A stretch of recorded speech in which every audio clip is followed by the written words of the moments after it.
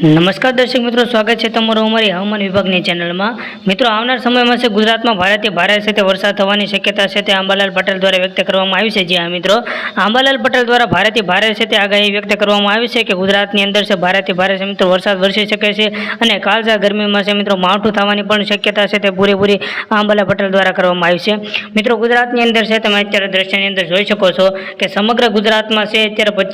પશ્ચિમના પવનો છે તે ફેંકાઈ રહ્યા છે અને આ પવનો છે તે ધીરે ધીરે છે વર્તુળાકાર સ્વરૂપ લઈ રહ્યું છે। એટલે એનો મતલબ એમ થયો કે મિત્રો છે વાવાઝોડું છે તે ધીરે ધીરે પોતાનું સ્વરૂપ છે આગળ વધારી રહ્યું છે। મિત્રો, અત્યારે તમે જોઈ શકો છો કે વાવાઝોડુંનું સ્વરૂપ છે તે અત્યારે બંગાળની ખાડીમાં જોવા મળ્યું છે। જી હા મિત્રો,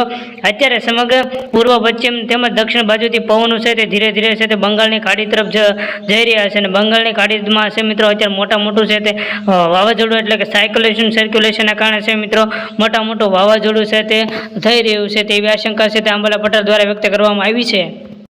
જી હા મિત્રો, અત્યારે ખાસ કરીને વાત કરીએ તો તમે દ્રશ્યની અંદર મિત્રો જોઈ શકો છો કે અત્યારે બંગાળની અંદર છે મોટું વાવાઝોડું છે તે સ્વરૂપ લઈ રહ્યું છે। અત્યારે તમે મિત્રો વિડીયોની અંદર જોઈ શકો કે કેવી રીતે છે તે વાવાઝોડું છે તે ધીરે ધીરે આગળ છે તે ગુજરાત તરફ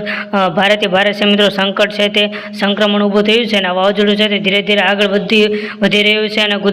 ભારતના કેટલાક ભાગોમાંથી એટલે કે મધ્યપ્રદેશ છે તેમજ ઓડિશા છે, મહારાષ્ટ્ર છે, આ ઉપરાંત રાજસ્થાન છે અને ત્યારબાદ છે તે ગુજરાત તરફ છે તે ગુજરાતના જે દરિયા કિનારાઓ છે એ બાજુ તરફ આકર્ષાય તેવી પૂરેપૂરી સંભાવના છે તે આંબાલાલ પટેલ દ્વારા વ્યક્ત કરવામાં આવી છે। જ્યાં મિત્રો આવનાર એ માટે છે મિત્રો દરિયા કિનારાના કેટલાક વિસ્તારો છે એને પણ ખાસ પ્રકારની સાવચેત કરી દેવામાં આવે છે। આ ઉપરાંત દરિયા કિનારાના લોકો છે તેમને પણ દરિયો ન ખેડવા જવા બાબતે ખાસ પ્રકારની સૂચના આપી દેવામાં આવી છે અને દરિયા કિનારાના લોકો જે લોકો દરિયામાં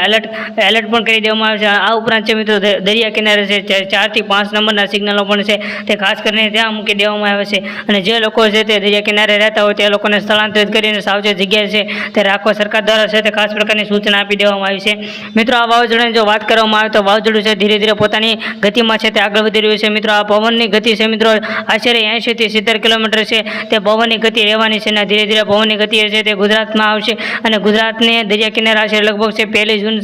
ટકરાશે અને ગુજરાતમાં છે તે મોટું વાવાઝોડું છે તે સંક્રમણ ઊભું કરશે અને ગુજરાતમાં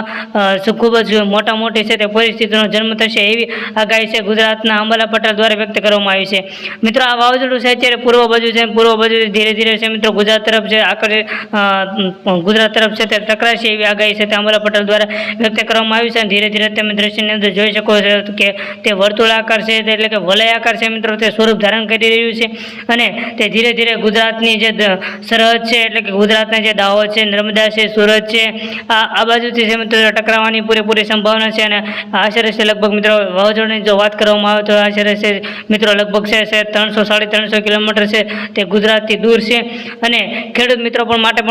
માટે સમાચાર છે તે કહી શકાશે કારણ કે ખેડૂત મિત્રો તે પોતાના પાક છે હજી સુધી ન લીધા હોય તો પોતાના પાક છે અત્યાર સુધી લઈ લે કારણ કે વાવાઝોડું આવશે તો પોતાના પાકોને પણ ખાસ પ્રકારનું નુકસાન છે તે થઈ શકે છે। સરકાર દ્વારા પણ કે આ પાકોને પણ ખાસ પ્રકારની છે તે સહાય મળશે એવી સરકાર દ્વારા સૂચન કરવામાં આવ્યું છે। મિત્રો, હજી સુધી જો તમે અમારી યુટ્યુબ ચેનલને લાઇક શેર સબસ્ક્રાઇબ નથી કરી તો મિત્રો અત્યારે તમે અમારી યુટ્યુબ ચેનલને લાઇક શેર સબસ્ક્રાઇબ કરી બેલ આઇકન જરૂર દબાવો કે જેથી હવામાન વિભાગની માહિતીનો વિડીયો છે મિત્રો સૌથી પહેલાં છે તે તમને મળે।